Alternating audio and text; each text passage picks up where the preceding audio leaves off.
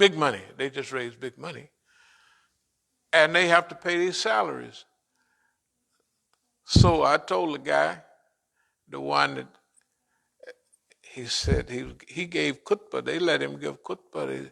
He told them I wanted to be a Baptist minister, but I became a Muslim.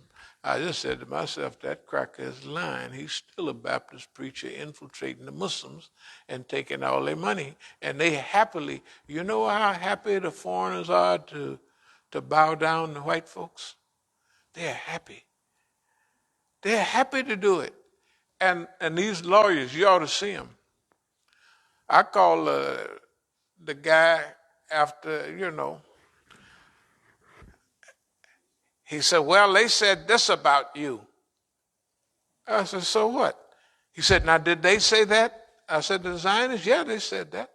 But this is what I say. No, they said this about you. I said, hey, man, what are you telling me what they say for? I call you to represent, because we're going to get, what is it? We're going to do $300 million we're going to get for the government. They didn't broke all the laws on us, so that's okay. I know y'all think this boy here, he be drinking serious. There's something in that water that he be drinking. I'm telling you, we've been planning this for 40 years, step by step. Okay, Muslim Liberation Fund. I'm gonna close with all them coons and what was his name? Nihad Awad. They wouldn't even answer the door for us. They let white people in. They wouldn't care. They're supposed to be handle legal stuff. I call them. We can't do that. That's the internal problem. I said, you haven't even heard what I said. I guess to white folks and told him he gonna call you. That's care. Nihad and came in and spoke many times. All these demonstrations we had. You know, there was a time when we had demonstrations on a regular basis. Well, y'all can't see them. All of the people here, care and everybody. And we handle the stage a lot. The people, all the brothers being black, the white folks would hand their babies up to take a picture with us holding their babies. Oh, right down there. That's the way they, we was famous. They thought we would get to liking it and we would cooperate. Ain't nobody cooperating with y'all at all. Only thing we told them, and I moved toward a close, we raising funds. If anything happens again, like something happened before, y'all know these guys, these white folks that's on the, what's the guy's answer crew? Brian Becker and all them white folks, they got a TV show, radio shows and all of that, That's what they thought that they would be able to give us because they figured we would cooperate. We ain't been on no show. I tell you the last show we had. Remember we was down at the big demonstration on the mall? It was 500,000 people here. 500,000 people. That's a lot of folks. So I only spoke for a few minutes. I told the people, do you want me to teach you a phrase that 1.5 billion people will love you? And everybody said, yes. I said, now here's what I'm going to do. I'm going to say takbir. And then y'all say Allahu Akbar. That may be the only thing, when them white folks come up on the day of judgment, that may be the only good thing on their record. They said Allah is the greatest. I'm going to tell you, it was 500,000 people down there. You never heard their takbirs they were superior to Muslims' takbir. The white folks. I said takbir. They said Allahu Akbar. I said, listen to these white folks. Right? That was downtown at a big 500,000 demonstration.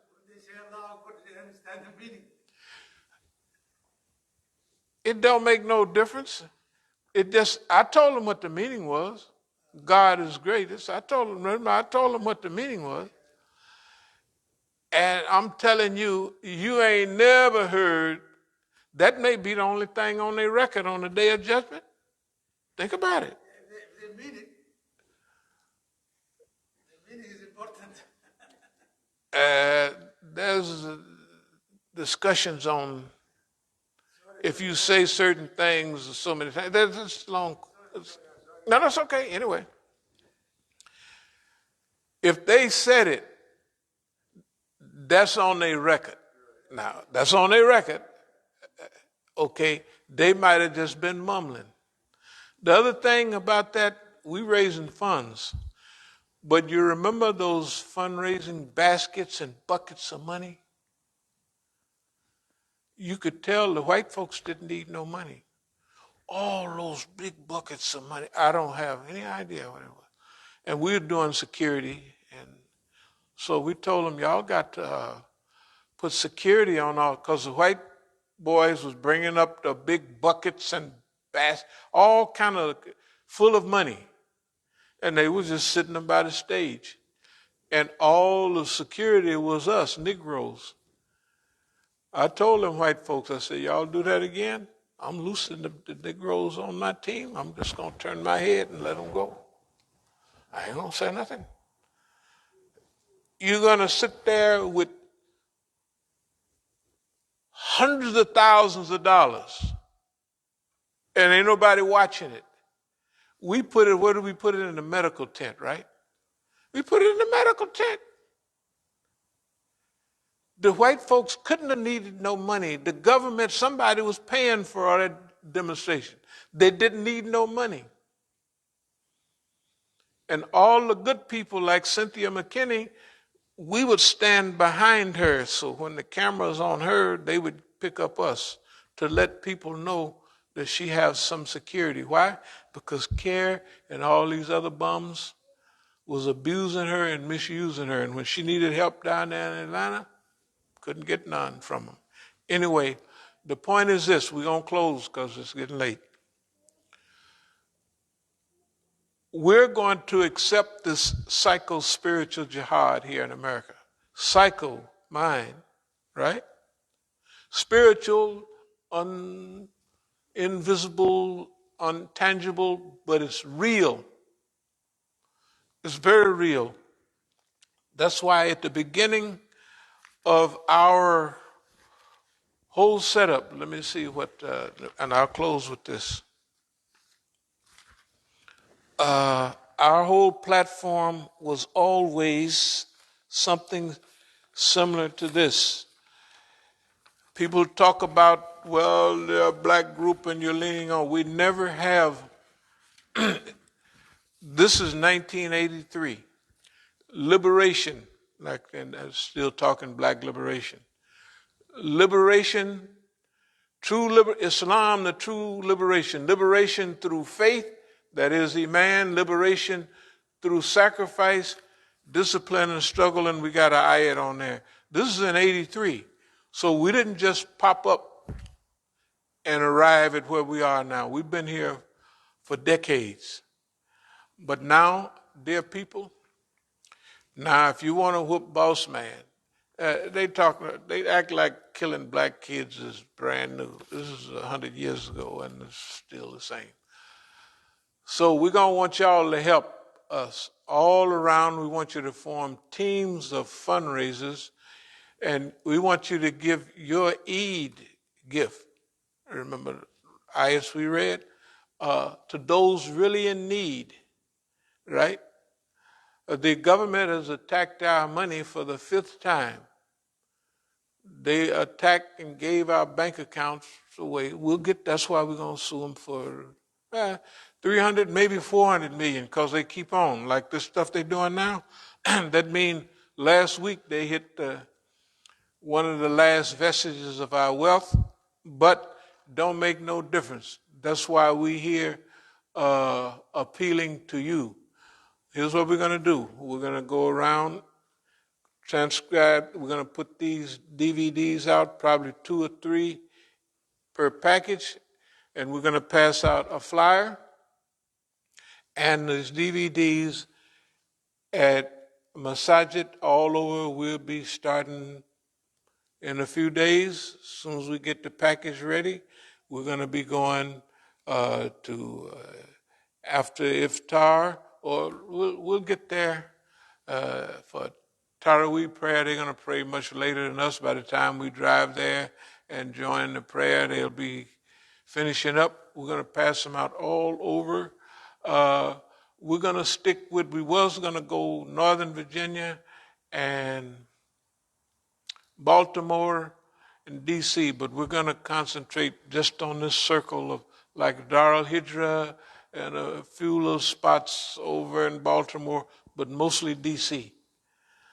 All the people know us, but we want to really put out this time, this is a real call, that before we even challenge boss man physically on this psycho-spiritual jihad.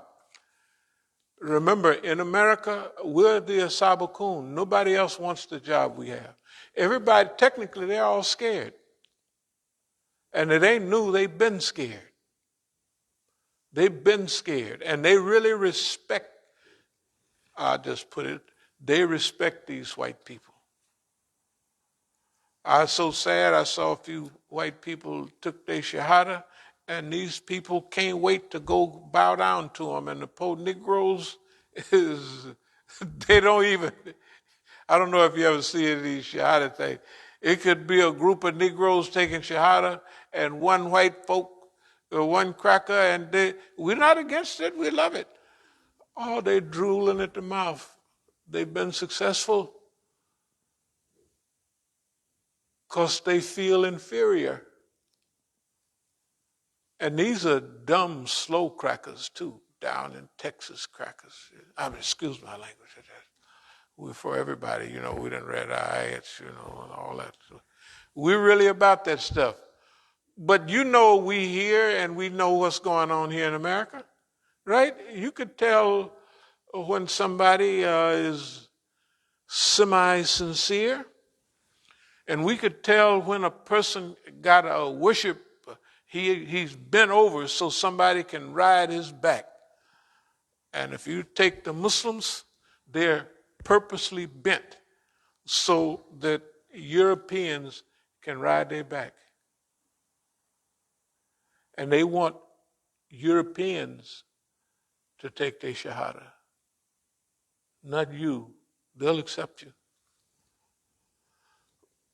But if a European, remember we be riding around ISNA? Who's the president of ISNA? This white lady, she knows her shahada, I know. Remember she used to ride around on a scooter? I got pictures, Daoud Zwink and all them. The minute they take, what's his name, Johnson, he's had a dawah in the 1980s. And ain't no Euros accepting no Islam at that time, only Negroes. And they have a Euro ahead of dawah because they have an inferiority complex, right? They do. And they love boss man. They can't wait to get their shoe shine rag out for boss man. They can't help it. For them, it's a colonial mentality. And for us, I'm going to close with this. Do you remember when Dr. Kaleem Siddiqui was talking about, he said, Imam Musa really, he laid out this racism. Now, I'm in South Africa. They know everything about racism, right? They downed it. And he said the best thing he ever heard was that, why? Because we observed them and we observed everybody. And I was telling them about their people. I used to live in East Africa, and the Dukawalas and Wahindi, whatever you want to call it, they owned all the property in East Africa. That's why Idi Amin was loved in Africa, because he put out all, Yeah. Everybody else wanted to do what Idi Amin did. And Idi Amin had white folks carrying him around on them chairs. You ever see a picture of the sedan chair? No, Idi Amin, the Africans loved him, but they was scared to do what he did. Okay, let me finish and I'll call it a day.